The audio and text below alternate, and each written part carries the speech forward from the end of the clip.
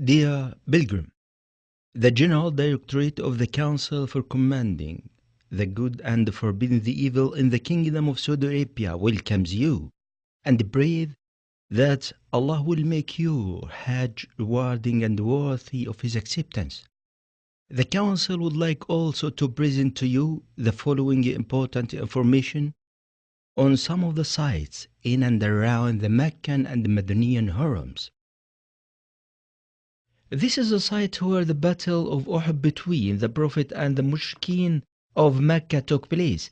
70 of the companions, including the Prophet's paternal uncle Hamza ibn Abdul Muttalib, were murdered at Uhud. With the exception of Hamza's grave, none of the graves of the companions who were known to be buried there is conspicuous today. The ravages of time, as well as the fact that those great companions' graves were not linked to any authentic ritual or religious act, contributed to this anonymization of the companions' grave at Uhud.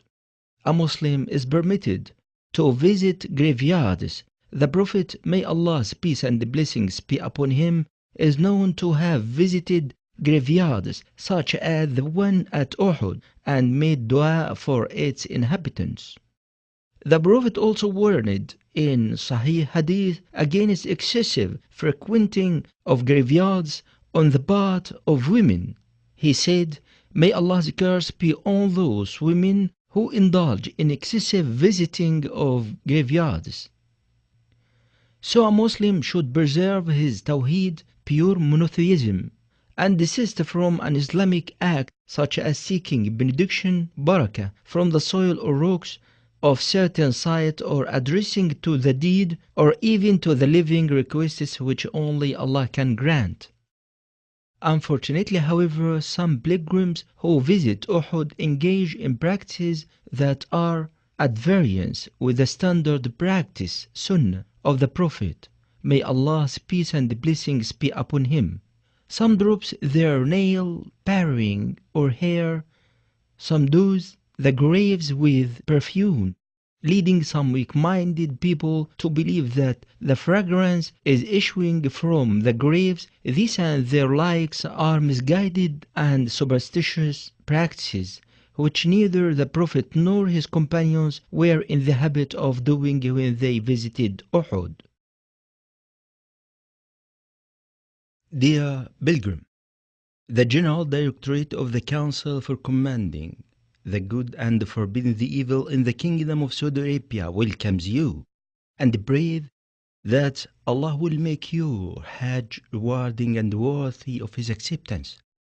The Council would like also to present to you the following important information on some of the sites in and around the Meccan and Madanian Harams. Al-Baqiyah Cemetery.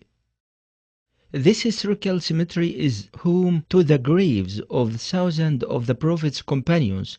Al-Baqiyah is still used as a graveyard by the inhabitants of Medina.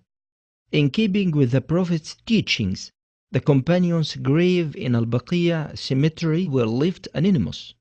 There is no solid evidence to support any claim that this or that grave at Al-Baqiyah contains the remains of this or that companion of the Prophet. The Prophet, may Allah's peace and blessings be upon him, used to visit Al-Baqiyah cemetery and make the following dua for its inhabitants. Assalamu alaikum dar qawmin mu'minin. أنتم السابقون ونحن إن شاء الله بكم لاحقون. اللهم اغفر لأهل بقيع الغرقد. Peace be upon you, O abode of believing folks. You are the ones who died first, and we will surely follow in your footsteps.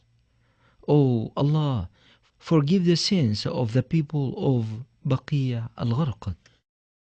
These were the only words the Prophet would utter when he visited Al-Baqiyah cemetery.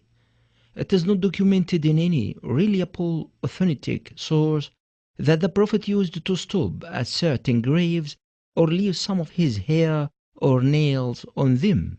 Instead, the Prophet would make the visit an occasion for dua, for the deed, and a moment for reflection on death and what comes after that. No less bigger than the law incurred by someone who, though Allah had enabled to visit his grand mosque, Al-Masjid Al-Haram, wherein he can pray and draw nearer to his Lord, he chooses to ask help and seek relief from the other than Allah by the companions of the Prophet or Muslim saints, Salihin. Once again, a Muslim should always remember Allah saying in His book, "Indeed, God will not forgive associating any God with Him, but He forgives anything less than this for whomever He wills. For whoever associates God with God has truly forgiven a great sin,